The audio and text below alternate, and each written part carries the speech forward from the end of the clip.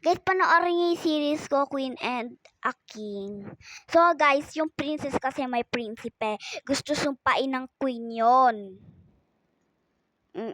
Tapos, parang siyang Rapunzel, English version. Ito nyo yung part 2, series 2, at episode 2. Guys, sobrang hirap na itong gawin. I-edit ko pa to, i-credit ko pa to, inaano ko pa to. Ang hirap na ito gawin. Kaya guys, mag-subscribe at mag-like na kayo. Ang hirap kaya na ito gawin.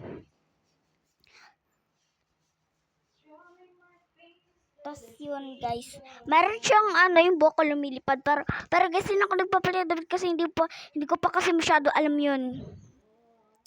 English version talaga. Pag English talaga nahihirapan ako medyo. Pero ewan ko.